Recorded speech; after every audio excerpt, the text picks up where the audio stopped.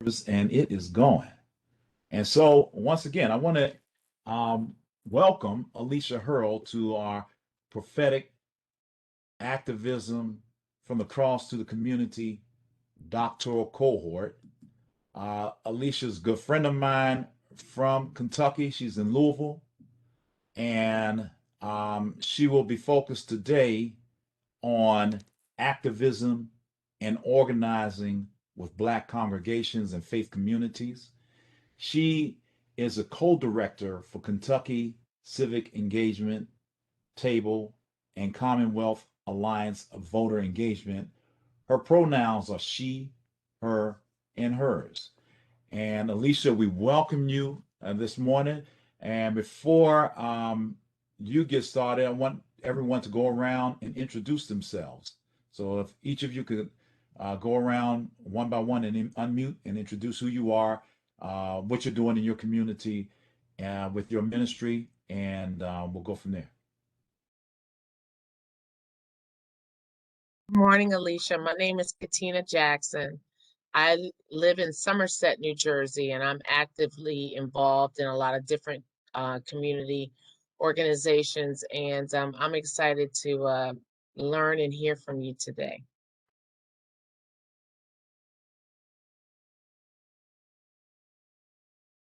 Hello, Alicia. My name is Rodney Lynch. I serve as a pastor and executive director of the Baptist Student Foundation at Purdue University. So I'm in campus ministry on a college at Purdue, and amongst other things, part of LJM, Liberated Justice Ministries, with Katina and a group of us seminarians who graduated, drew together and doing racial atonement work in this Indiana community, and just too busy.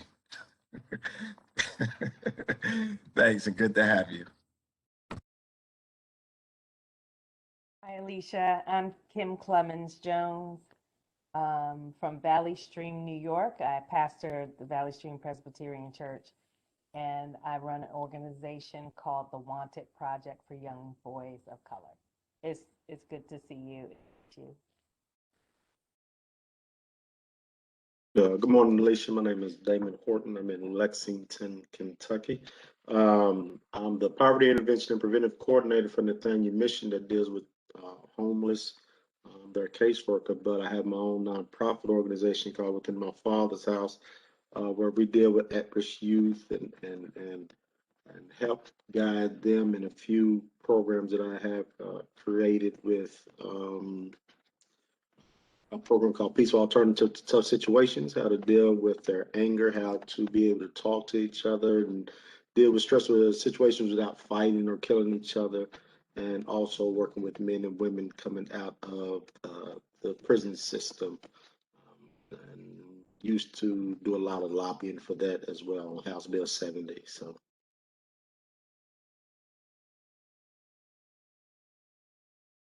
Awesome. You ready for me to go?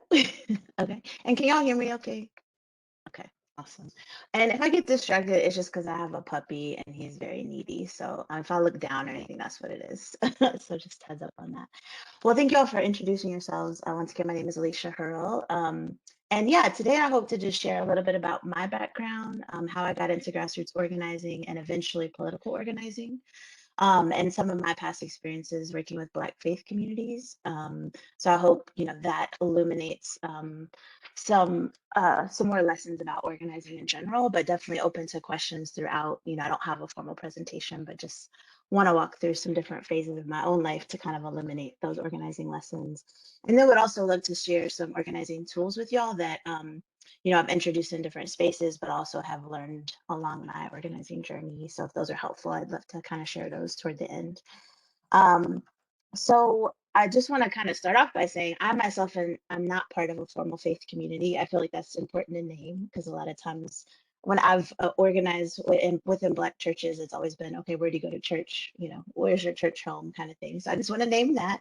But of course, I do consider myself to be a spiritual person. But as a Black woman in the South, I've definitely been exposed to Black faith communities my entire life. So I have been in many a Black church in the city. I am from Louisville, Kentucky, born and raised. Went away for college, but have lived here most of my life. Actually live in the Germantown neighborhood for our Kentucky folks, and live in a shotgun house, so a very tiny shotgun house with my wife and our puppy. His name is Dio, if you want to know. It means joy arrives in Yoruba, so that's our cute new arrival in our household. I have spent 17 years in the public sector. So I actually started off my career. So that might surprise y'all. I'm 41, so I should start with that. I started my career in child protective services as a social worker, and then began working for a youth development nonprofit, and eventually moved my career in community and political organizing. So I've kind of had a different journey to that work. And then I have a master's of public administration with a concentration in nonprofit management, and also a graduate certificate in Pan African studies that I sometimes forget about, but is also part of my education journey. So as Pastor you mentioned, I am currently co-direct two Kentucky-based statewide organizations. I wouldn't recommend being director of two organizations, but that's how I have found myself over these last 8 months. So Kentucky Civic Engagement Table, which we refer to as KSET, and Commonwealth Alliance Voter Engagement, which we refer to as CAVE.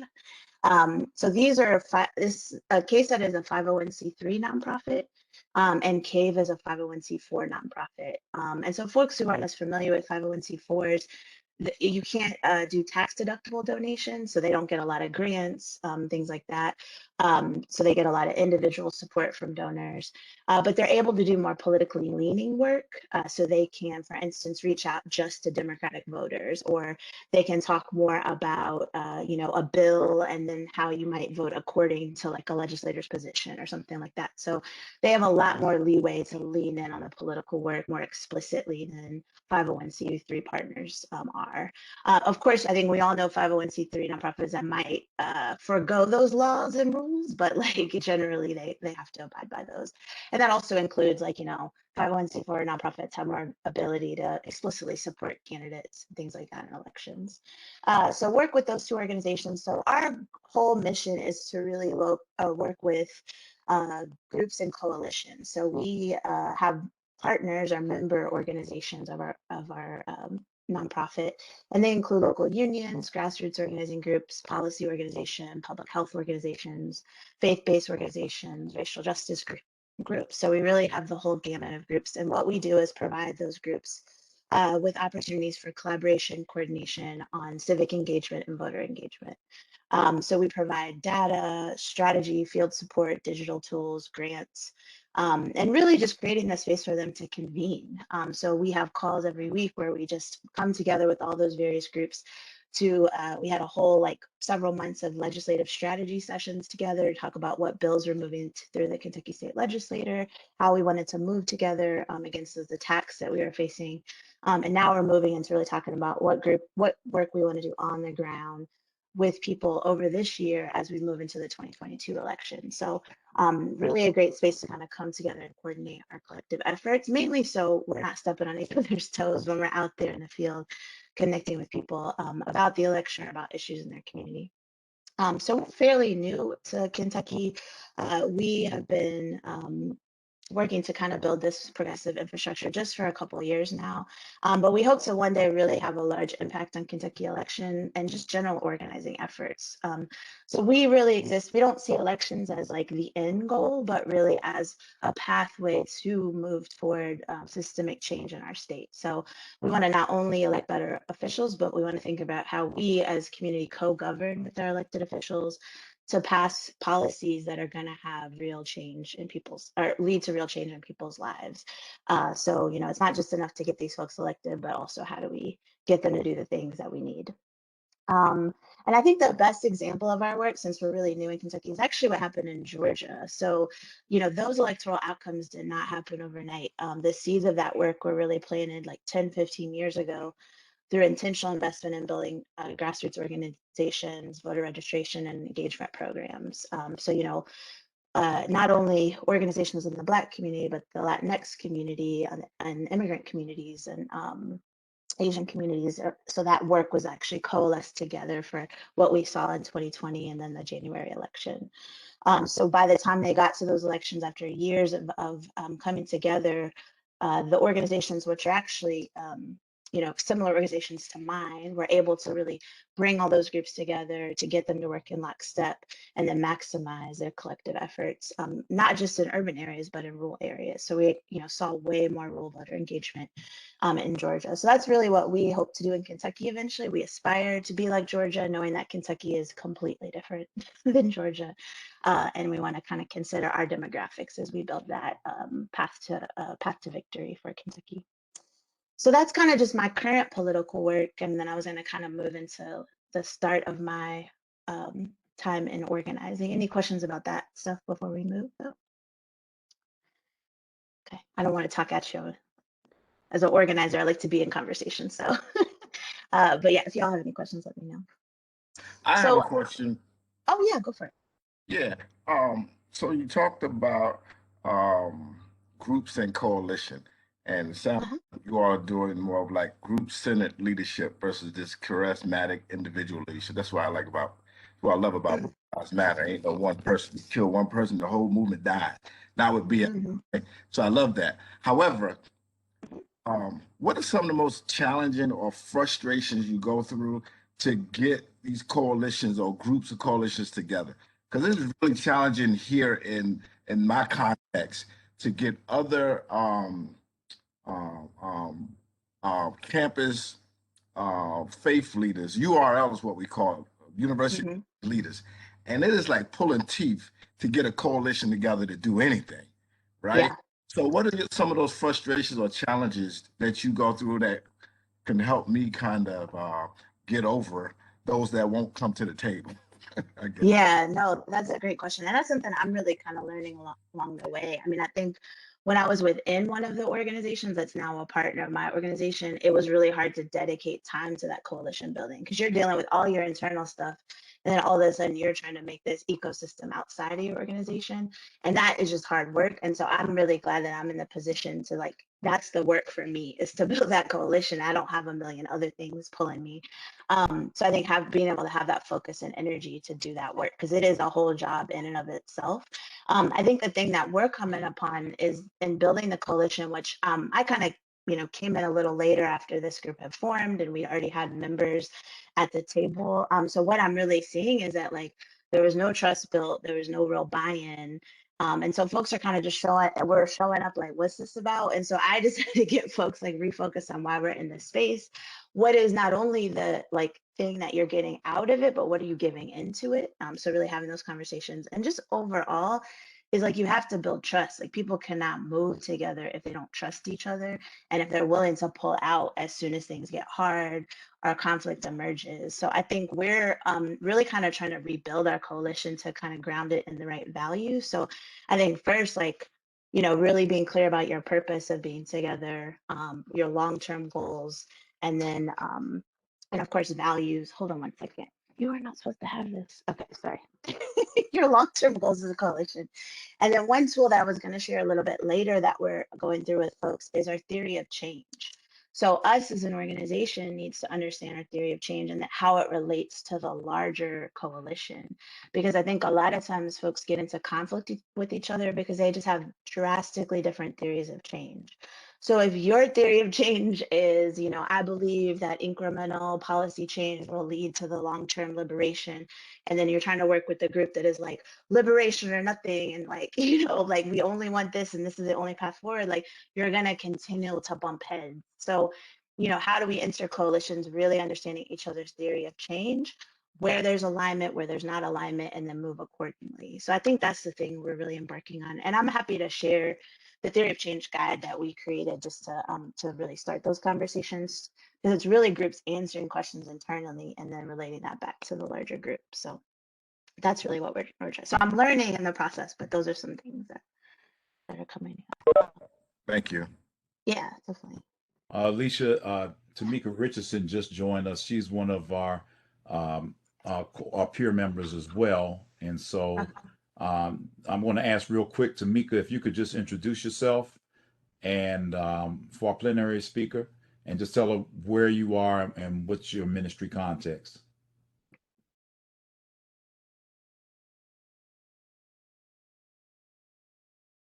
Good morning, everybody. Good morning. Good morning. guest, Alicia. Sorry for my tardiness. Thank you for joining us today. I am Tamika Richardson. I pastor two churches here in the Central Texas Conference for the United Methodist Church, Morningside and Macmillan. And yeah, I'm glad to be here. Thank you. Yeah, thank you. So yeah, so I think I got into kind of what I'm doing now, and then I kind of want to jump back a little bit to just how I got into organizing. So prior to joining my current organizations, I was an organizer with Kentuckians for the Commonwealth. That is a 40-year-old statewide multi-issue grassroots organization here in Kentucky. So I actually work directly with our Louisville chapter, which is, obviously the largest city in Kentucky. So pretty large chapter. I think we had 2,300 members. Obviously, all those folks weren't involved, or we would have already been, we would have won everything. But definitely large membership, a lot of issues going on. But I was actually introduced to community organizing 2 years before joining Kentuckians for the Commonwealth. At that time, I was actually working for Big Brothers Big Sisters. So I kind of moved from working with Child Protective Services to moving into kind of what I felt at the time was a more positive way to relate to families.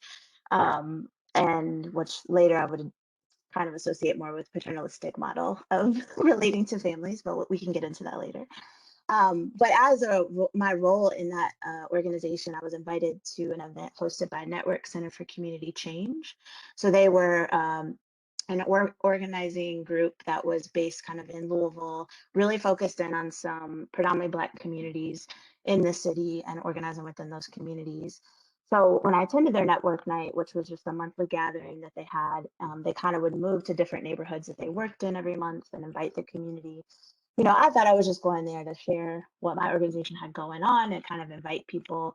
But when I entered into the space, I really just was welcomed into an energized community with this camaraderie and fellowship that I just hadn't seen in other spaces in Louisville. So the network night, what they would do every month was they would door knock in the community that they were going to host their network night. They would invite folks to come out and share. They would share a meal. They would encourage them to come and network with folks in their communities and also representatives from organizations like mine. And usually they would have a turnout of over 100 people, which again, that's really hard to come by, to like have that many people show up to a meeting that, they've never interacted in. And really, folks came once, it caught on and people really understood what Network Night was. It was just people were excited to have this really positive light in their, in their week and share community and food and support with each other. And I think one of you learn a lot of icebreakers in organizing, but one that I've kept with me is one that we did at Network Night called New and Good. So it's where folks were encouraged to come in this space and share something new in their life and something good in their life. And if you think about an icebreaker like that, like it just gives you this moment to kind of pause and like, wait a minute, what's going on good and what's going on new? And it really struck me as somebody who had been in social services their whole career about how impactful just that simple icebreaker moment was for people. So, some that stick out to me that people shared, one woman shared that her new was that she got to use the computer and the internet for the first time, and she was celebrated in that space. Everybody clapped for her when she shared that. Another person shared that after months of being unemployed, they were able to get a new job and they were excited to get started next week, and they were celebrated for that. And then one that has always stuck with me is somebody shared that they were finally getting off parole, and they would be, really truly free for the first time in over a decade. And they were clapped for in a way that I've never seen anybody who's a returning citizen get celebrated in a space full of people. So, things like that of really just humanizing. And me as a social service provider, I was supposed to get up and share my new and good. I wasn't supposed to share my project or my program or my service. I was supposed to be Alicia the human, sharing my new and good in that space. So that really stuck with me, that we were all there kind of on the same level to share and relate to each other as fellow humans. And what did you call that? Doing good? It's called new and good. So what's something new in your life and something good in your life? And those can be the same thing or they can be two separate things. So it sounds like a simple icebreaker, but if it really gets people kind of thinking about what's going on in their lives. So aside from sharing our new and good in that space, we also shared a prayer, we shared a meal, community announcements, opportunities. And then after the formal meeting closed, we were really encouraged to network. So it really truly was a network night. And I think what that really did in that space is really break down barriers. So, me as a social service provider who is used to people having to come to me to get my service, I had to go to community and then I had to just be there for folks to ask questions. And so people were much more likely to engage in what I was offering because I was coming to where they were, right? And I was also in making myself available and making myself part of the community.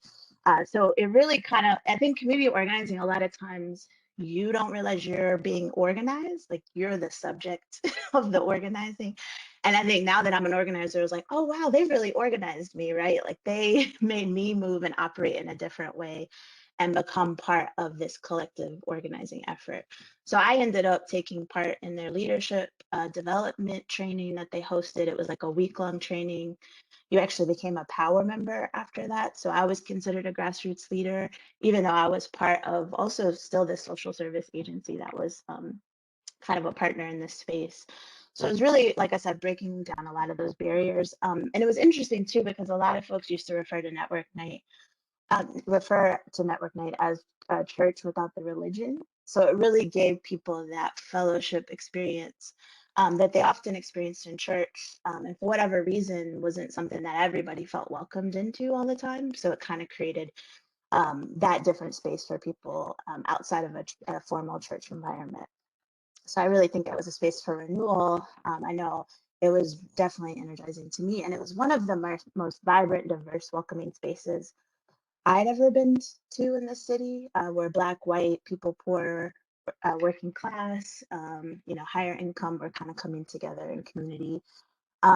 So I say all that to say that's how I entered organizing. Like, this is the potential power of this community that we're building, is not only to make change, but also really get us to break down barriers and relate to each other. So I did want to share, if y'all are cool with it, I found an old video from Network Night, if y'all want to watch it, just to get a vibe for what I'm talking about. I don't know if I can share my screen, Pastor E, or if you want me to send you a link to this video. Okay. You can, if you can't, you can send it in the chat, but go ahead and try it. Well, it's blinking out for me, so I don't know if I can. Like, it's grayed out, the share. Okay. If you could put I don't know how to do it with WebEx, but if you could put it in the chat, I'll go ahead and share it. Yeah, it's in the chat now if you see it. It should be just a YouTube. Yeah, I see it. Let me put on my glasses first so I can see it. Sorry, I put you on the spot. I just dug this up right before I humped it. Okay, no problem. So while he's doing that, I will say one thing about NC3. So Network Center for Community Change actually closed its doors in 2014. So unfortunately, it's not with us anymore. But I have continued to kind of see how it's rippled out. Like, we've had people that were part of Network Center for Community Change that have run for office, that are running other organizations. Oh, no, you're fine. Yeah, so this is it, and we can just watch it real quick and talk more about it. It might take a second to buffer. You might pause it real quick. Okay. Just to let it buffer. Okay. Yeah. So, while it's buffering, like I said, folks who are a part of Network Center for Community Change have gone on to run for office. They've gone on to run their own organizations. I know the former organizing director of NC3 is now the director of Cities United, if any of y'all are familiar with that organization. Anthony. Yeah, so he used to be the organizing director with NC3. And so just like the rippling out of folks who have been through this space, who now are they've kind of taken that same spirit with them in other organizations. So it's definitely had lasting impact in that way. Yeah, let's give it a try now. Okay. No, it's acting like that. Is it going? Anytime you can give somebody a handshake, touch somebody, hug somebody, look somebody in their eyes, I think at the end of the day, it's about human, people to people, making that connection and really, really feeling the sincerity behind it. Oh, I just want to say, what's new is that my son started college this week. What's good is I'm going on vacation starting tomorrow. Network night is our Yeah. community event. Every third Thursday, all 12 months. What happens at network night is we have a I don't know, Pastor, it's really skipping. I don't know if we can all see I'm it. sorry. opportunity. It's not your fault. Is everybody having issues with it? Or they're kind of coming in and out? Okay, we'll try again. Or I can just send you all the link. But anyway, I thought we Yeah, could have one moment. I'll close it out and then try to come back into it again. And, Okay, cool. sorry about that. Oh no, it's not your fault. I should have given you a heads up about it. Anyway, I'll let y'all watch that later, but just kind of gives you a vibe for the network night. So like I said, it really was my introduction to organizing and kind of a model of organizing that really centered folks directly impacted by a lot of the issues that we talk about within organizing. So I think, you know, working with NC3, I really found that I could work with people, you know, of all, you know, backgrounds. So working in Black communities, Brown communities, poor and working class communities, for that, you know, to demand systemic change in our communities. And so really, I think maybe y'all seen the picture of organizing where it's like the school of fish going after the big fish. Y'all seen that picture? Somebody know what I'm talking about? So essentially, if we all come together, we can take on people in power, right? Like me as a little fish in the pond cannot take on the shark, but if a bunch of us little fish get together, we're able to really tackle that. So that's really what I learned, you know, within organizing, is we can feel really disempowered and feel like we don't have enough to kind of take on these systems. But if we come together collectively with a strong voice and also understanding our mutual interest in this work, right? That we all have something to gain from being united in this work, we can really take on these systems and change them in our own image, right? So in my work within, you know, after joining NC3 as a grassroots member, I eventually got a job with Kentuckians for the Commonwealth. So did spend 4 years in frontline community organizing. So I've been on campaigns to increase the minimum wage.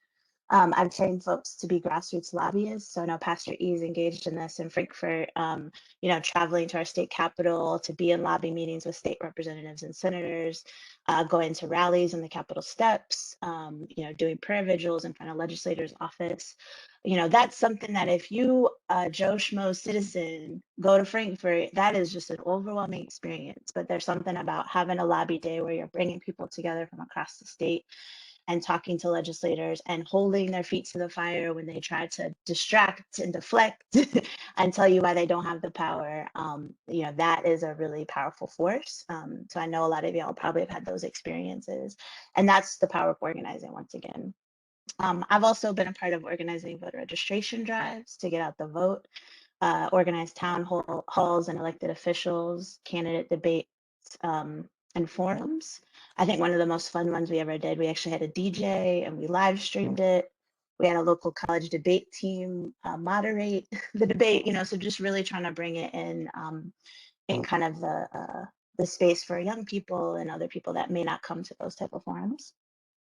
I've also planned door-to-door canvassing efforts at phone banks. And really all these efforts were aimed at bringing people together and building some cooperative efforts around shared interests to demand for change. So, you know, that's what organizing is all about. And that's what I think continues to show up in my political organizing work, is always attuning our partners, not to just let's get out the vote, but let's organize, because organized people vote, right? So really trying to orient people to that fight rather than just the transactional nature of elections that are just like, I need you to vote this one time and I'll see you next election year. You know, we really want to get people organized in community. And so they understand, you know, voting as a tool and a mechanism for that long-term change.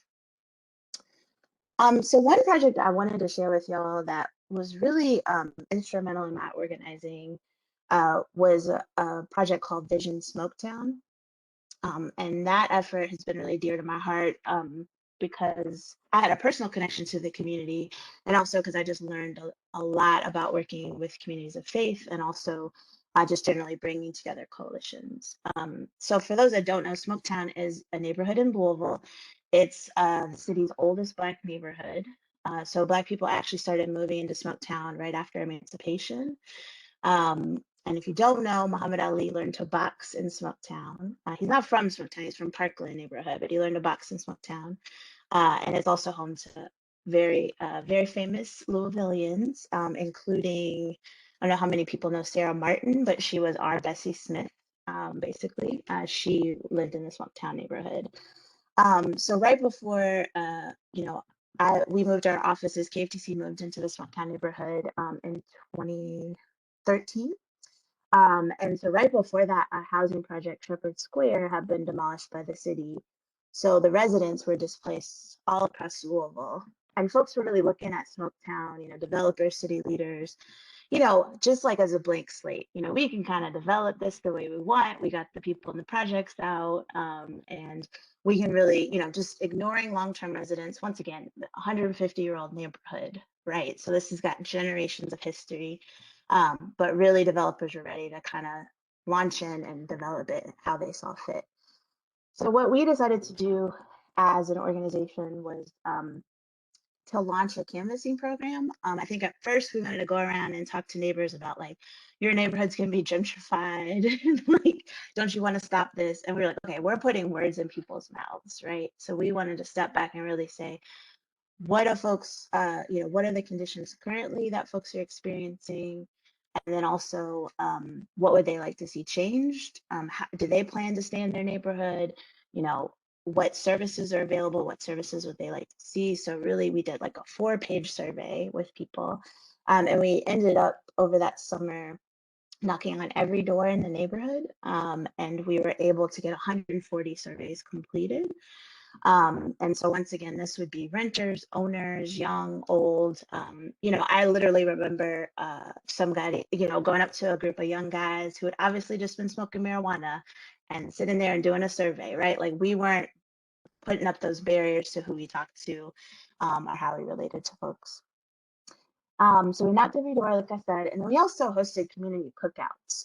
So we really wanted to say, like, we started by having an open house, just like, here's our office, here's who we are, here's, who those other white people are that you're seeing in your neighborhood, because we lived in a building with, we actually rented office space from a white-owned company.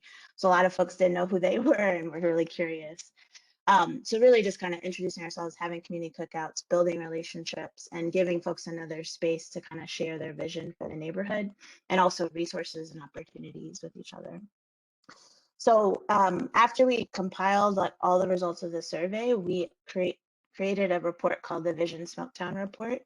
We did a big public release where we invited neighbors, local elected officials, community organizations, churches, the media, and just presented the findings, which are really just a reflection of what we heard from neighbors, but also some recommendations from what we heard about how, if folks wanted to do development work or projects, like how they really needed to do that with community. So we were able, through that effort, also to start to restart the Smoketown Neighborhood Association. So we kind of asked people if they had an interest in it, and then we work with another group to help reformulate that neighborhood association so that there was an entity for folks to relate to around community decision making. So, really understanding that there still need to be a formal structure for that.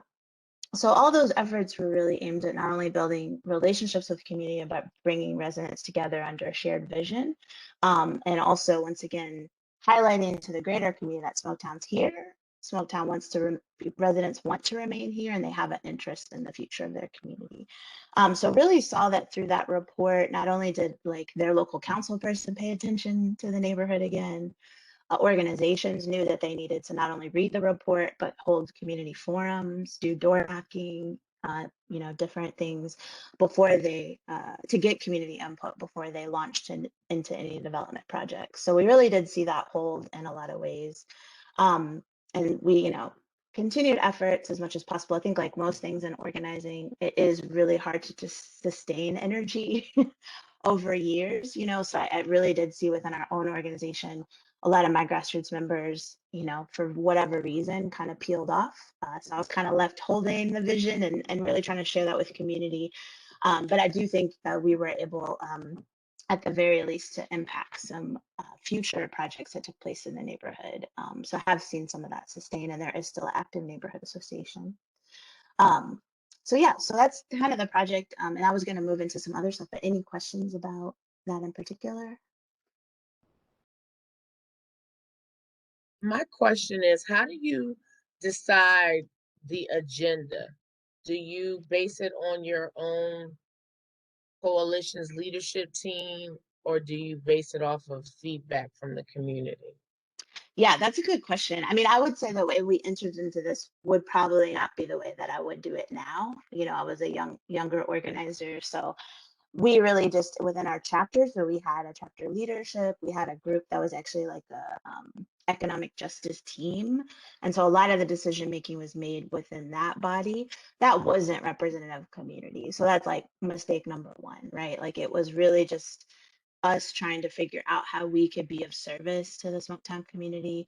And really that's where we peel back the layers and said, we cannot go in there and tell them how we feel about what's happening, right? Like we see gentrification happening, we see, you know, but knowing that some community members were actually felt, you know, like not I don't think they would word it as gentrification, but that type of development was positive for the neighborhood, or that you know, maybe the projects leaving they felt good about. You know, we didn't want to put those value judgments in there. And I think us opening it up into a survey and having a lot more open-ended questions allowed for things that we didn't even know were an issue. Like one of the biggest services people wanted was a laundromat.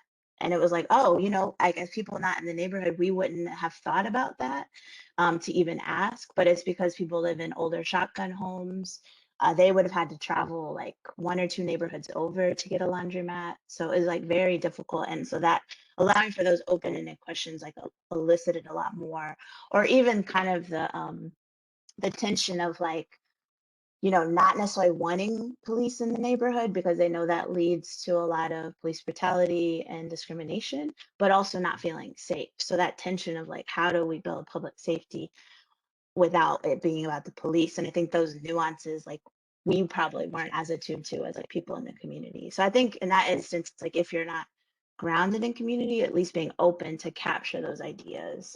And we worked with a group called Center for Neighborhoods who had done a lot of that community surveying, because I think our first draft of the survey was pretty trash. So we were able to work with experts on how to devise it in a way that would elicit kind of the open-ended and a lot of it was like we would just sit and talk to people and fill it out. You know, some people wanted to fill it out on their own, but we made it as accessible as possible, so that folks could share with what was on their hearts and minds.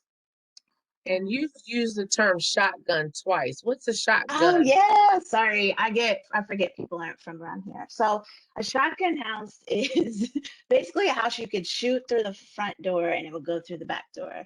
So all the rooms line up and there's just like entryways. Yeah, just Google it. There's a lot more in New Orleans, but Louisville has a lot of shotguns. So it's a way to take a little piece of property and actually put a house on it. So it just goes really far back. So yeah. So it also means you have no privacy because you don't really have any hallways. Yeah. So sorry about that. Yeah, shotgun house is just the type of house in the South. I have a question. Yeah. As far as partnerships, how many do organizations in your area tend to partner, or are they like silos doing some of the same work? How does that work? Yeah, so I think there's definitely silos here. I think kind of a previous question I answered about coalition building. I think folks are open to being in coalition. I don't think that their first instinct is that, right? So I think a lot of times it does take people pulling people outside of their silos, and then once they're in community and coalition, it's like, oh, this is great, and there's synergy. But I don't think that's their first instinct, or they don't go seeking it out, if that makes sense. So even in my current job around political organizing, you know, these people have joined our organization. They've like had grant opportunities. We have a database that everybody is a part of. And even to this day, it's like, oh, you know, I'll be like, oh, well, that would have been good to share in a call, or, oh, don't you want to ask other people? And it's like, you know, I'm trying to build that instinct around checking back in with coalition for those opportunities. So I think it is just building a new muscle for a lot of people. But I think it does at some points take a singular organization or person really kind of helping people build that together. So it doesn't, I don't think it just happens naturally all the time, unless folks have really been grounded in organizing to some extent. And I think that's with the work that I did in Smoketown. One of the biggest projects I did was actually, we ended up doing it. So out of this, we did the report, but we also organized a community block party as a way to really bring people together. And it was funny because it was just this random idea that I had to like get people out in community, you know, like have music and food and dance. And it really, I didn't know it at the time, but that was a form of cultural organizing, right? So, you know, it's hard to introduce some of this work to people that's outside of a cultural framework for them, right? Or a cultural space where they feel comfortable. And so it was just this sense of like, we can really demonstrate this coalition if we just host, you know, an event that is actually not about this thing. Like it's just about coming together as a community. And so the block party ended up going on for 5 years in Smoketown.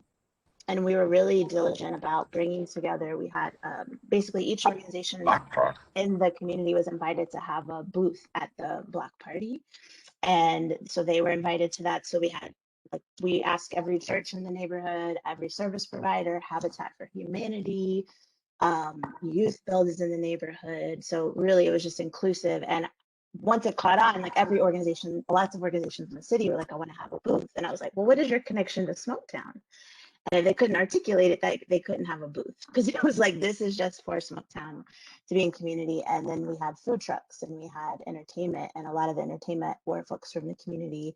And so that was just built up over several years. It was called the Smoketown Get Down, to try to be a signature event to bring people together. And I think I tapped back into like my Network Center for Community Change roots. So it was like network with each other, build relationships through that block party, so that some of that kind of could take off.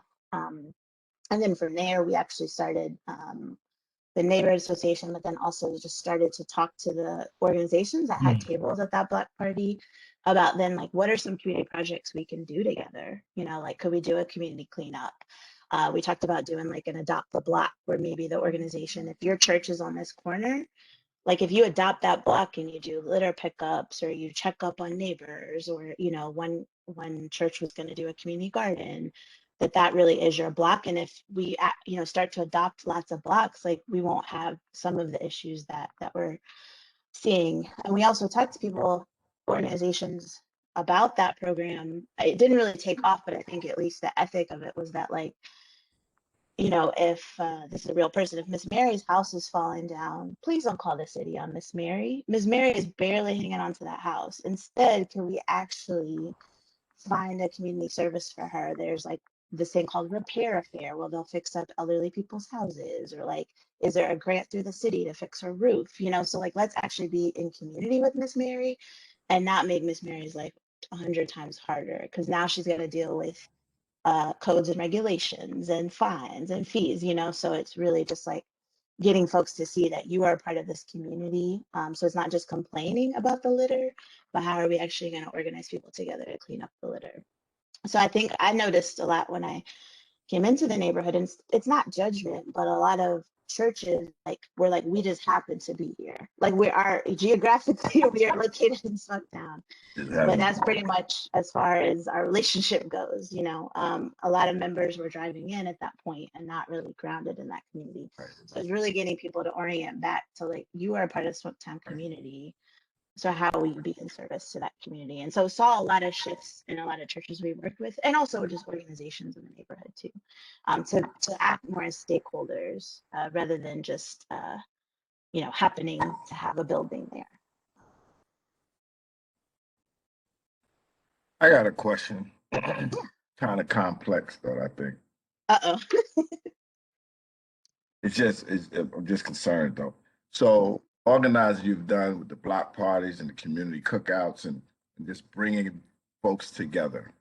Mhm. In what ways does that type of community organizing transition to dismantling laws that caused Breonna Taylor her life? Dismantling the law of no-knock warrants where Black communities are more susceptible to those type of laws.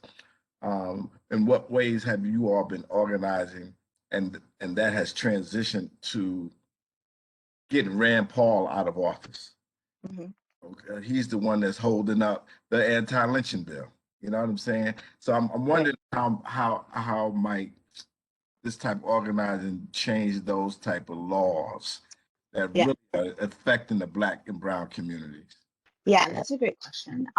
One thing I think to also give some context to the work in Smoketown, I didn't plan to share, but I can go there with y'all. But like, I was doing this work within a white-led organization. So like, I should also visit with that, right? So some of my barriers to that work was like, oh, this is great, we love what you're doing, but not the spaciousness to actually dive fully into the work in Smoketown. So I really think it's like I did the work in Smoketown, and then I still had all the other responsibilities. And so I do think like one regret I have is not being able to dedicate the time and the energy into the work in that neighborhood that I really thought it deserved. And I say that too because I live like next door to the neighborhood. My great grandmother owned a house in that neighborhood. Like, I taught my first summer program in that neighborhood. It's like I felt connected and felt tied and also obligated to do that work. And I think that was so much limitation being a white-led organization that wanted the diversity picture, but they didn't want to put the resources into doing that work because it could bear fruit, to relate right back to what you're saying. Like, if we were able to really organize Black folks in that neighborhood and then be in community with other Black neighborhoods in Louisville, and then unite those voices and then push for change in our Metro Council, and then push for change in our legislature. Like, I do think there's like leveling up of that work to be in coalition with more communities. And I think also the power of the Black vote, and that the way that we display that we have power is through voting, and through showing that, like, a lot of times legislators, they know very well who vote, like how many people vote and what neighborhoods in their district vote. So like, you might call and say, I'm from Smoketown and I have this issue, and they looking at that map like, oh really? Because your turnout they might not tell you that, so it's really kind of, showing that power in those ways that are pretty tangible to elected officials. And I think for me also, not only do we need to pressure elected officials, so there's ways to do that through lobbying efforts, through letters to the editor, through social media pressure campaigns, through straight up going in front of their house, like they've done at Mitch McConnell's house a million times. But some of those folks are not, like people like Mitch McConnell, Rand Paul. You could go in front of their house every day and talk about and say Breonna Taylor's name, and that's never going to change. So it's like, how do we actually get our people elected into those offices, taking our agenda with them, and also knowing that they are going to come back and ask for input and ask for policy and ask for those things within community. So yeah, I do think you don't launch into like, I think for me, the biggest lesson about Smoketown is like, I needed to talk to people about issues impacting them day to day. And those larger societal issues, like we'll get there, but if I don't start with like the conditions that they're experiencing in this moment, I don't even create space for these larger societal issues. So it's like, really, I think we need to focus in on organizing on the local level, and then really just giving people space for political education and conversation, and understanding of these systems. So then they're really ready to take on bigger fights. So, I think if I had had my way in this work, it would have been doing work in Smoketown, and then bringing a lot of visibility to the city budget, because that is where so much is controlled. Like, that's how you determine how much money the police get, how many SWAT teams you can have, how many tanks you can have, how many pepper bullets you can have, right? And so, it's really, I think that's one leverage point that gets overlooked a lot, is that budget issue. But I think as we build power, we can definitely flex bigger muscles and take on bigger legislative fights. But it's really hard to do that if you haven't ground yourself in local organizing. I don't know if that answers your question, but yeah. Yeah, that was helpful.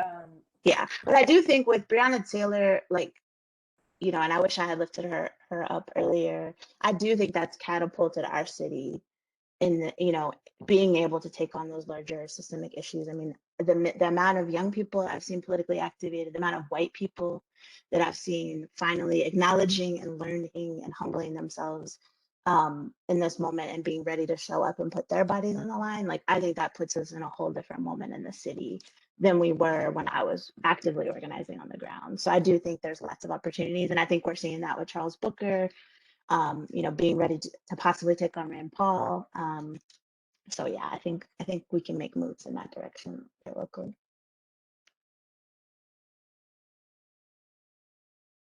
Alicia, will you touch on Black? Yes, I was gonna touch on Black. I was gonna kind of just go through if it makes sense, and I don't have to, but just a little bit more. However you want to do it. Okay, yeah. Well, I was going to kind of get into just one example of my work with a Black congregation, if that feels all right to y'all. Just okay. So when I was working in Smoketown, one of the churches in the neighborhood is one of the largest Black congregations in the city, and is located right in the middle of Smoketown. So right when the housing project was still in the neighborhood, it was right across the street from that. So really in proximity, you know, to a lot of neighbors in the Smoketown community. So one thing I discovered early on once we moved into Smoketown was that the church was actually the third largest landowner in Smoketown. And so that I think they were right behind the local housing authority and Habitat for Humanity in terms of land ownership. So really kind of quickly was like, oh, okay, like there's a lot of power here in this congregation just in sheer land, which is important when you're thinking about community development and gentrification of like who owns the land actually can dictate the path forward, right, for this community. And so, you know, I remember as a community organizer, a lot of folks would encourage me to go to Sunday service at this church because the pastor was very explicit about social justice and you know, Black Lives Matter. And so it was like, Alicia, you would really like this church. So understanding that, I was really excited to work with them, learn more about their vision for, you know, their work in Smoketown. But I, you know, quickly, and this is being a young organizer, kind of my first time working directly with churches, I really just encountered a lot of barriers to entry. So I, you know, after many tries, was never able to directly connect with the pastor. So, you know, there was like the secretary and this person, that person, but was never able to, like, you know, I was told all the time, like, how he's like really down with voting rights for people with felonies in their past and really down for, you know, social justice issues and Black Lives Matter, but I never was able to confirm that with, you know, any kind of like relationship building. And so one of the first times I reached out to the church, aside from inviting them to the block party and kind of being a part of these spaces, I actually asked if they were able to offer housing assistance to a Smoketown elder. Her home was actually condemned because there was roofing issues and like water problems and all this stuff. So the city, because somebody had complained on her to codes and regulations, they finally condemned her home and she had to move out. So she was, you know, had a lot of health problems and all the things. So I just, you know, said, reach out to the church on her behalf and said, hey, you all own a house across the street from her. I think it's empty. She was wondering if she could like stay there to keep an eye out on her house. And so the first response I got back was she's not on the membership rolls. And so that just really struck me once again when I talk about being in service to community, because Miss Mary was, as far as I know, second generation Smoketown. The home had been in her family, and you know, she had just seen it crumble over the years with you know, fixed income and not able to fix it up. So I think, you know, her house was actually next door to their satellite building. So they had seen this over the years, right? And then was just told that she's not a member, so they couldn't help her. But they had helped her with like food assistance at different times, but they weren't able to help her with housing. So, you know, that really struck me. Another time was when I dropped off a flyer to the community center. And when I think about, you know, a community center, church community center, I was just, you know, open doors is kind of my thought, but I encountered locked doors, a camera, a buzzer, you know, having to get buzzed in. And so I just say this to kind of to say, what are some of the barriers to when, you know, I was encountering thinking that this is a church with a lot of resources, you know, how are they going to engage in this community? And I just kind of felt a little bit of bureaucracy in that. And then this church actually has a community development corporation. So I was like, okay, they have the actual infrastructure to, do community asset development. So I'm thinking, once again, Alicia's vision, like, what if they could develop affordable housing for Smoketown residents who, were maybe renting but wanted to stay in the neighborhood? So, I think when I reached out, it was like, that's not really the mission of the Community Development Corporation. They focus more on, uh, you know, um, kind of soup kitchen type work or like tutoring for kids, but not this like land development in the ways that I thought a community development corporation would. So, I was able, I think there was some partnership there in that they were engaged in meetings and come to the block party. But I was actually able to have more successful partnerships with smaller Black congregations in the neighborhood who were, had fewer staff and resources, but were able to like turn out volunteers or offer meeting space or, do service in the community. So, I don't mean to be overcritical of this particular congregation, but, just as somebody who was observing the power dynamics within the community, it was really clear that this congregation had a lot of social capital, resource, and people power, right? A lot of their congregants were middle class, lived in suburban communities, and would drive into church. So I had just seen this possibility for collective power that could be leveraged to really help Smoketown get to its vision and keep long-term residents in their homes as the neighborhood was being redeveloped. And that redevelopment was taking into account their needs and wants. But I think at that moment, it's when I really realized that that congregation didn't necessarily share my theory of change, kind of back to that idea. So it's like, if I knew what I know now, I might have approached that differently. But I think it's just an example of, how that relationship felt to a community organizer when you're kind of dealing with a system, within a congregation, and how to like really know who to talk to and know who to share that vision with. So yeah, just wanted to share that as just an insight into that work. Any particular questions to that? Yeah, I was about to ask the same question, Casey. Can you talk more about the theory of change? And did you present that theory of change, or did you already just have it in your mind and you listened for an alignment or not? Yeah, that's a great question. So I will say once again, this was my first like year or two in organizing. So I didn't have a lot of this language. This is really my reflection. I think like I said, if I knew then what I know now, I think I could have been explicit about like, let's really dig into how we see this community change happening. So in terms of theory of change, it really is a representation of an organization's current thinking about how it contributes to its desired changes in the world. So there's actually a really good website that I'll put in the chat really quick that y'all can check out later. But it's from Compass Point. So they kind of share what a theory of change is and how to use it. So the theory of change really represents the linkages between a clear analysis of the problem your organization exists to address, grounded in the current context of the community, field, or movement that it serves. A set of desired specific changes that your organization contributes to and that would indicate the problem is being resolved. Clarity about where your organization focuses its efforts and resources in contribution toward those changes. A description of your organization's distinctive approaches that contribute toward those changes, and the underlying values that guide and inform your organization's work. So, that's kind of the breadth of a theory of change is, really what are y'all oriented to? What are your values in that? And are you using your resources toward that, that change model?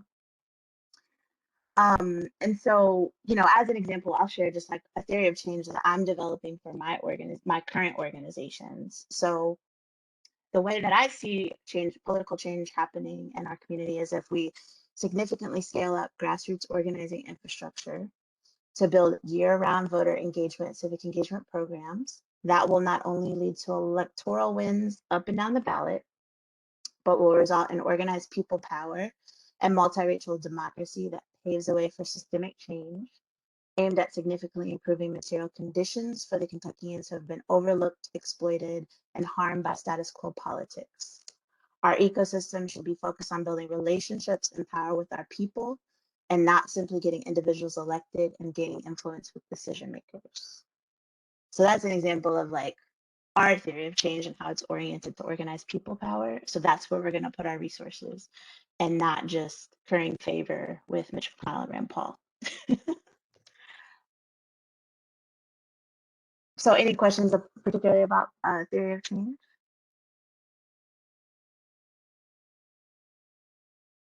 Does that feel like a tool or a practice that might be something y'all want to incorporate? Yeah, I was gonna say I like your theory of change. It sounds good, especially knowing the players you guys got down there at the national level. Uh-huh. Yeah, and that's the thing. I think, especially in politics, you can get into this boom and bust of election economics, right? So you infuse your state with all this money, and then when that leaves, you have no infrastructure and you have no way to continue to engage your community because everything's been put into that election. So I was able to talk to Charles Booker, which is, still legal because he's not a candidate. But that's one thing we really related on, was that like at the end of your election, your potential election, I would love that there's more infrastructure for progressive organizing. That we actually, with all this energy that is built in this momentum, that there are community organizations that absorb that, right? That are able to kind of carry that on and continue that on, so that this doesn't dissipate after the 2022 election. So I think having elected officials that agree with that is going to leave behind so much more than if you just come in, get everybody riled up, vote, and then it's over. So that's really what we're working toward. So I think kind of back Is to Rand Paul up for in 2022. oh, for these midterms? Oh, okay. So are they Yeah. organizing to get rid of him, or do they like him? Oh, they organizing Oh, to get rid of him. yeah. So Charles Booker has announced an exploratory committee for that race next year. Yeah. So exploratory committee just means he's thinking about it. He's getting community input and support, but he's not officially a candidate. Oh, that's some hope. Okay, thank you. That's great Yeah. news. You're welcome. You're welcome. Oh, yeah, we're ready. Yeah. We're getting ready. It's time. Yeah, I want to add in there that Louisville is really, and Alicia might not necessarily see it or say it as so, but I think in terms of the state, you got it going on, and especially with Black folks in terms of organizing and all of that. And Lexington is well behind the curve, and I will go on to say that in Lexington, I'm reminded I'm on recording. So Lexington is a place where we have folks that are in position. Black folks are in position, financially doing well, but are not doing anything to transform the communities. And they go to the biggest churches, and they're in the biggest positions in town, and there's no transformation taking place. And I will go on to say that I've been at a political organizing meeting more recently where these folks have pretty much told us, well, these are the issues that are going to be addressed in the election, for a city council, for instance, and it was a talking down, to us. And that's what takes place in Lexington. Louisville is a real city. Lexington is a big town, and Louisville, even though it's not one of the it's probably one of the largest cities in the country, but it is it's one where you have Black folks that have a lot of activism going on, and it's like everywhere else. I think it's a mixture of Black folks in terms of what they're doing, but there is a lot more activism going on in Louisville. And you're going to have some faith communities, probably like she mentioned, smaller ones that might be active and doing some things in the community. The larger ones, not so, because they have their own agendas, Yeah. And I'll leave it at that since I'm on recording, Yeah, like it brings up this one other. I wasn't as actively involved in this issue or incident, but with probably the largest, well, I guess I shouldn't keep saying this because it's easy to research, but one of the largest Black congregations in Louisville. So it was basically in the west end of Louisville, which is the largest Black community, but also home to the most like chemical companies and pollutants and like worst air quality in the city, probably the state, maybe like nationally kind of ranks up there.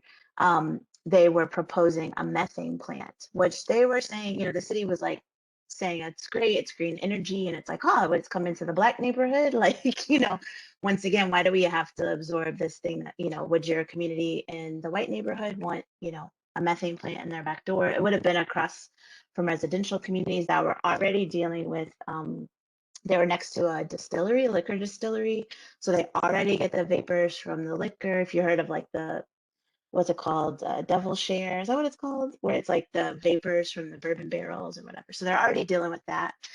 Then this methane plant. So the city was really shoving it down community's throat, and there was Black women really like leading a campaign against this methane plant. And this was probably like 4 or 5 years ago. And I remember distinctly, like they announced that the mayor was going to negotiate a community benefits agreement with the methane plant so that the community would, this company would do some type of give back, would make some agreements with community. And then out of nowhere, the pastor of this church, because he is, technically in that community, shows up. He's at the negotiating table. He handpicks like who else is going to be at the negotiating table. The Black women from that community who have been pushing for months against this methane plant were not invited to the negotiating table. He negotiates a deal to get all these things for his church, and not grounding that in the community. So it's just in that moment of like, that's about empire building. That's not about community building. And so I think it was just such a shock to, and so Louisville's got some stuff happening, but we also have a lot of toxic stuff we have to deal with. And I think that comes up again and again when we talk about community or corporate resources is, folks making sure they're at the table for that, and that's not respecting community or actually involving community in that process. So that's where I think we get into very like paternalism and misogyny within, some of that work. So yeah, that brought up a lot for me about that. But yeah, so I mean, I think theory of change, I shared our guide for theory of change. We're actually going through a theory of change process with our organization. So and I think a lot of this came up for us in our state legislative session, particularly about Breonna's Law. We had a lot of groups split over a Black woman legislator sponsored Breonna's Law, which was a ban to no knocks, but also had a lot of police accountability. Then a white senator from a rural area filed a bill that was limiting no knocks under certain circumstances without the police accountability mechanisms. And I think it really divided a lot of our coalition members because it's like, well, the groups that are like something's better than nothing, and the groups are like, why are we taking away from this Black woman's bill? And I think to some extent they're also following Breonna's family and their orientation to the bill. So we really then were like, we need to be clear about our theories of change, because otherwise we make assumptions about each other, and then we get frustrated when we don't follow through on those assumptions, right? We've never gotten confirmation, we've just made assumptions.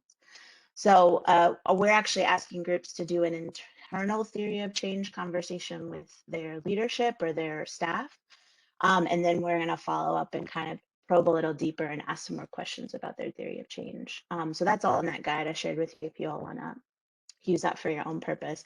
But our hope is we really can map out each other's theory of change so that when we get into this larger coalition space, or even if groups decide they want to work together on different issues, that there's just a better sense of like where they have alignment and where they don't. And it's not always going to work perfectly, but at least we have a reference point to go back to say, well, you said when you want to work with the ACLU that they said this is who they are, so don't get surprised when then they start to negotiate with Republican senators, right? And that's like, they're cool with that compromise because they said that in the beginning. So just a lot of just being more clear and transparent with each other. And Alicia, with the guide that you shared, so this is a Commonwealth Alliances guide. And yeah, so which is kind of an umbrella for the two organizations I work with. So we kind of say that we refer to our kind of ecosystem as a Commonwealth Alliance. So it's all the organizations together. Is there, well, I guess I'm just trying to make sure that if any of them want to use it in their, I'm thinking about like your interdisciplinary papers, you know, that we give the right citation to it. And so it would be Commonwealth Alliance Theory of Change Guide. It was part of this presentation today Yeah. that Alicia Hurle did, and you have her information as well. So you'd be able to go ahead and put it in that way. And today would be the date that you've seen that information. So Yeah, and I just asked that y'all not share it publicly. It is a pretty internal document, but I just didn't want to keep referring to it without showing it to you. So okay, so then you don't want us to well, I think I'm fine if y'all put it in your, it's just like don't post it on social media or like share it out with like a lot of people. right, But if it's right. a citation, I don't know how many people read over pour over citations, but y'all are Sure. welcome Okay. to use it. Yeah, to cite it. That's totally fine. Okay. Well, yeah, I would love to just, Pastor E asked that I talk a little bit more about a Black-led organization, which I think is the space that I feel so refreshed in. After being in so many white-led organizations, to actually try to build some of this work in Black community has been just really reviving. I don't know about you, Pastor E, but it's been energizing. So I was going to talk a little bit about, so we say Black, but Black stands for Black Leadership Action Coalition of Kentucky. So when we say Black, that's what we mean, Black in all capitals. So we are an emerging and inclusive network of more than probably at this point 100, 150 Black organizers and activists across the state, working together to build Black political power and a Black policy agenda grounded in a shared vision and shared values. So the way that this got started was in February 2020, Black PAC, which is actually a national voter outreach organization, they came to Kentucky to host what was supposed to be a 4-part political education series. So they came to Kentucky and really broke down a lot from we started from the beginning, 1619, to really kind of talk fully about our history, and then we were going to kind of move through time. But the through line through all of that was how Black people organized for their liberation, right? Like regardless of point in history, there was organization for liberation, right? So that was really the through line, is how Black folks organized for that collective liberation. So, of course, the pandemic had other plans and our next session was canceled. So we quickly moved to hosting everything online. Unfortunately, we didn't have Black PACs, they were not able to continue their curriculum at that point because they were regrouping. They had been working in several different cities, and so we decided just to kind of keep it going locally with folks. So we hosted what we call virtual gatherings. We started meeting about every other week in March, starting in March of last year, and really kind of saw it as an opportunity to just kind of build a network of organizers, Black organizers and activists across Kentucky. So we, had, I think, started off with a lot of Louisville folks, had attracted some Lexington folks, and then really just started to build from there. So now we have folks in, the southern part of our state. We've had a couple Eastern Kentucky folks, but really have continued to kind of add new folks into the network over these months. So we're still very much in a formation stage. We're actually in the process of drafting a mission and vision statement, kind of setting what our long-term goals are. But so far, we've been able to continue political education sessions. Our next one is going to be on abolition. So abolition, like related to like defunding the police and kind of what does a post-carceral system look like in our country. And we also hosted several legislative education and strategy sessions. So our legislative session was going on in Kentucky, and so we learned about it together, but we also talked about strategy and how we could build with each other in that session. And then one project I was really proud of, we did a 2020 kind of get out the vote effort where we hosted phone banks and text banks remotely with other Black organizers and activists. We had a list of every Black voter in Kentucky. So we ended up texting every number that we could text the Black voters that we had cell phone numbers for, to encourage them to you know, we had so many options. So we talked about absentee voting, we talked about early voting, election day voting. So really encouraging folks, you know, to get out to vote and kind of be that support system, but front load it with, you know, I'm a Black Kentuckian, you know, like really wanting to know this was Black folks reaching Black folks in Kentucky, which I don't know of many efforts that were directed in that way last year. And then several of our, since then, it's kind of taken on a life of its own where we've had members from Louisville who've been visiting other parts of Kentucky to meet with local organizers in those parts of Kentucky to kind of talk about, you know, building relationships, but also a strategy of like, you know, local groups throughout the state kind of building together.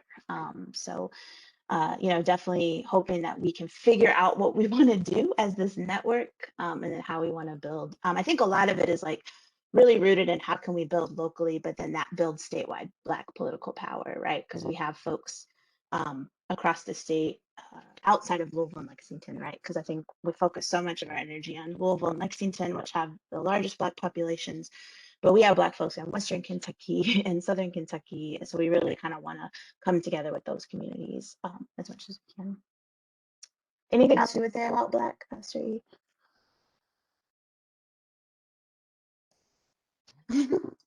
You know, I would just add in that, you know, it's a space.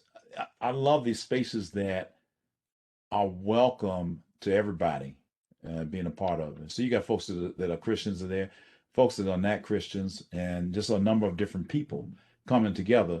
But you know, we have the same purpose and what we're doing, and that's so extremely important. And it's important for those of us. We're talking about prophetic activism from the cross to the community.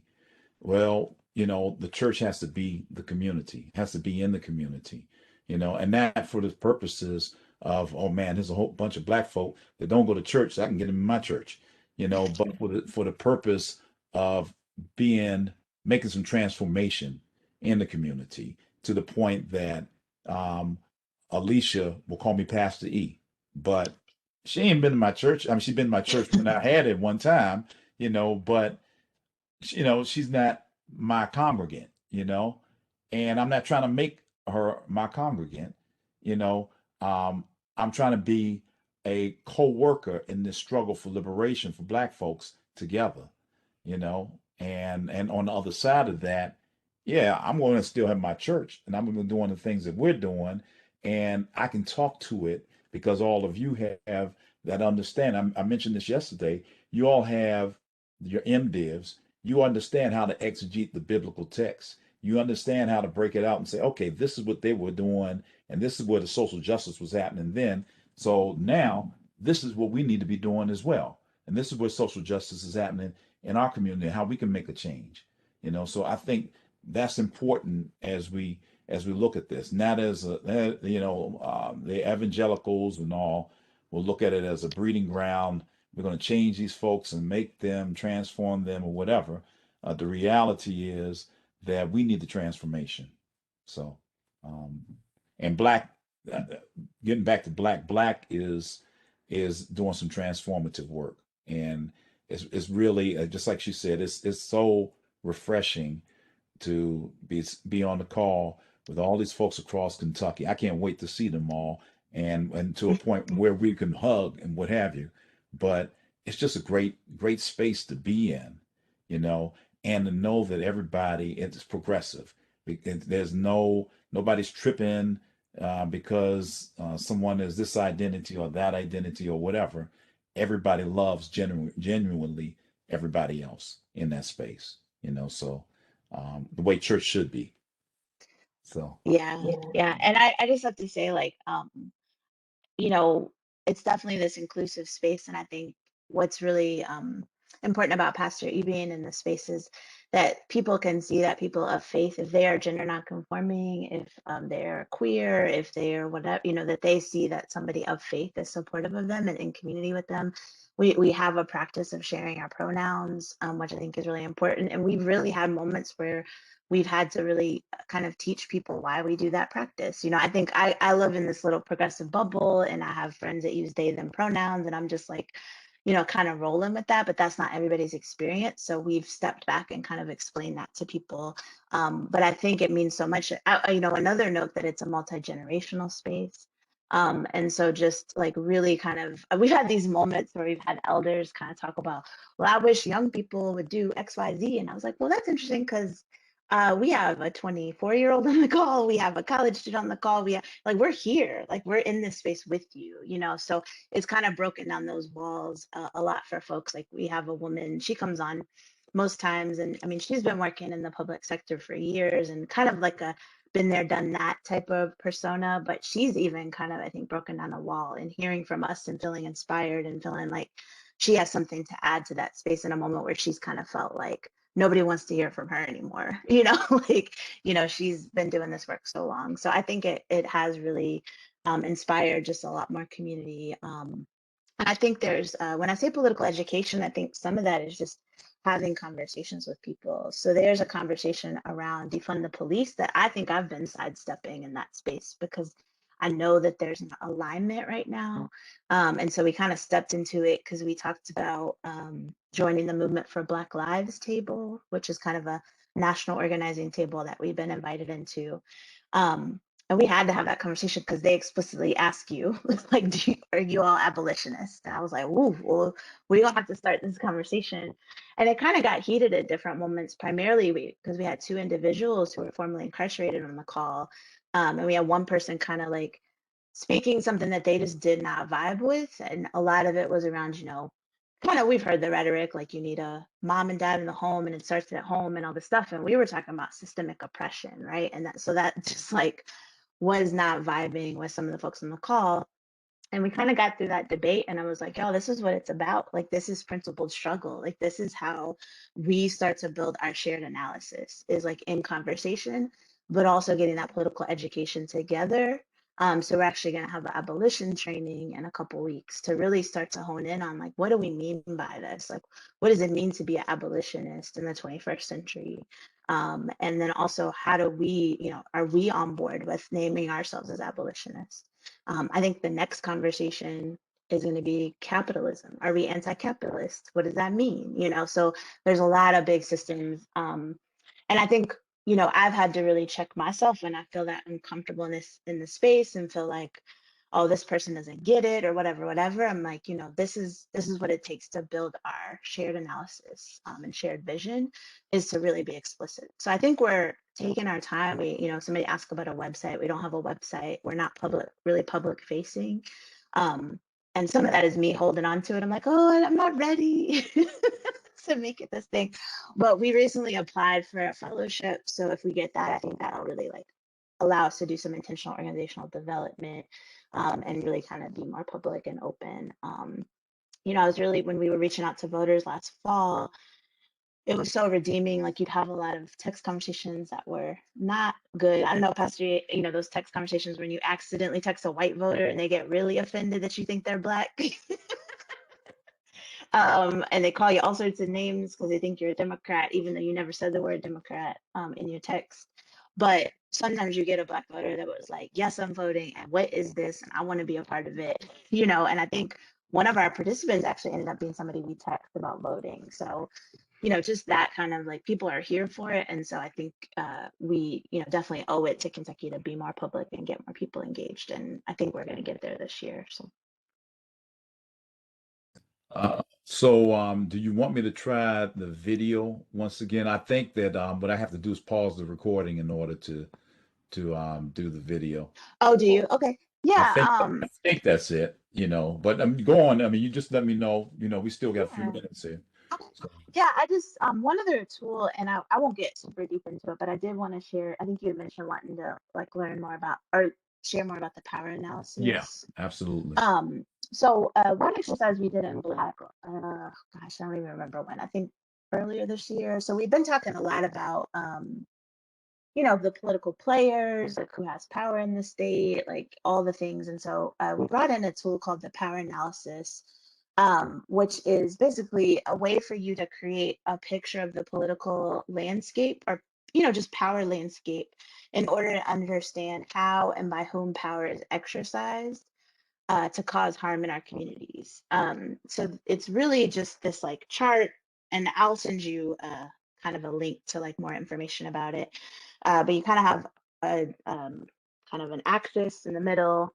You have our agenda, which you kind of, whatever your agenda is, like we're trying to get this bill passed, or we're trying to have this program or whatever, and then their agenda. So what is your opposition's agenda?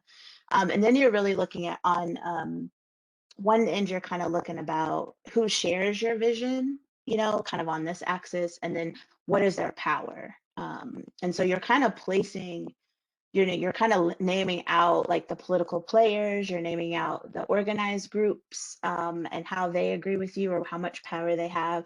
So it really allows you to kind of map out the power in the situation. And it's supposed to be a tool that once you do it throughout your campaign, whatever the thing is you're trying to build, you continue to revisit and readjust, right? So, excuse me, as people lose power, gain power, as organizations begin to align with your vision or not align with your vision, you're able to kind of change that to see how is the political or power landscape changing for your campaign. So it had been really, we kind of did it as an exercise within Black with kind of just broadly, what is our agenda as Black, kind of what is the opposition agenda. And I think the most interesting part of it was just really naming who are the people who are with us? Like, what are the organized groups that share our vision? What are the organized groups that don't? Who do we see as politically powerful in Kentucky? And who are the unorganized people? You know, like you think a lot of times about formal groups, but what are groups, if they were organized, could be really powerful, you know? So like thinking about, you know, people in the service industry, like they're not, a lot of them aren't organized by unions, but if they were organized, that could be a powerful, you know, working class sector, or immigrant communities that may not be organized, or Black youth, if they were like, you know, organized together in Kentucky, what force could that be? So, you know, really helping you to track and refine your campaign strategies based on that power analysis is really important. So I think that's just the exercise I wanted to share. And we actually got that from a group called Scope. They're actually based in LA. It's a Black-led group in LA that had developed the power analysis like years ago. So it's just something that if y'all want to look into, I don't have a ton of time to share it, but I'll include a link. But I think it was really illuminating for us. And then actually some groups, some of the organizers that work with us ended up doing that in their groups that they are part of. So I know CASA is one of our members. She works with a minorities for medical marijuana. So they did a power analysis because they were actively trying to get legislators to support medical marijuana legislation. And so they did a power analysis. So that's like an example of how it could be used. Any questions about that, or any reflections, Pastor E, from your experience? So one of the things I would say is that one of the groups that Alicia has worked with, and that's where I met her actually originally, was KFTC, Kentuckians for the Commonwealth. And she's in Louisville, I'm in Lexington. The Lexington chapter would always meet at my church. You know, I would always, you know, I basically Saturday, not doing anything. Hey, here are the keys, lock up, you know, just get them back to me. And so, and sometimes I'd be in there in the sessions as well. I didn't know they were doing all this work, you know, and, you know, we got in the session with Black and we started doing this. So what is this? You know, and I said, Pastor E, all the times we've been up your church, you didn't know we were doing this, you know? And so there are tools that are there that we as prophetic activists need to be looking at and considering in the work that we do. You know, if we're looking, if we got, I think, Brother Damon, you got two nonprofits. You know, I got two nonprofits. You know, Sister KC, you got a nonprofit. You know, the others, y'all might consider getting nonprofits. Some of this information, some of the things that have been going on, are things that we can use, and we have our own slant from a ministry perspective. But that's a good thing because we're coming from prophetic social justice minded focus. You know, we're talking about a Black Lives Matter hermeneutics. We're talking about Black liberation theology and womanist theology and Black feminist theology and all these different things. You know, and so it's important for us to use those tools, because when we talk about those theologies are fine. And James Cone, love him. All of those folks and what have you, that's all theory. You know, we are in the doctor of ministry program, it's a practical degree. And so now, how do you apply the theories? You know, and the theories are not only just those, but they're interdisciplinary. So now we grab from this discipline of organizing and see how we're able to do the things that we need to do that are going to transform our communities really.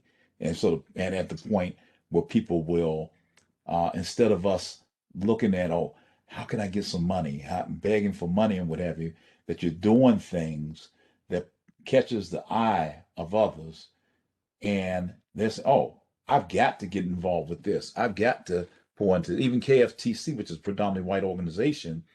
When I came to Kentucky, I'm progressive, you know, and I'm coming to Kentucky. I'm trying to find out who are the progressives, you know. I see KFTC doing some stuff. I said, you know, these are white folk, you know, white folks doing, you know, and I couldn't believe it because all I can think of is redneck Kentuckians, you know, coming here in the first place, you know. And but then I challenged them and I came to some meetings. As oh, wait a minute, these are the folk I need to be with, you know, and these are that my ministry needs to be connected with them. So there's a plethora of tools in each of your communities that are already there. Alicia, if you could share with them your contact information, if anyone wants to come back, get in contact with you, you know, possibly even contract you to do some work, or you know, at least share with them where you know they could um, where some you know somewhere else or somebody else would have you. Her email and her phone number in there. I know that Brother Damon is going to be contacting you. He's going to come down 64 in a minute, you know, and be in contact with you. I'm vaccinated, so whatever you have to be in person. Yeah. So, do you all have any additional questions or anything for her?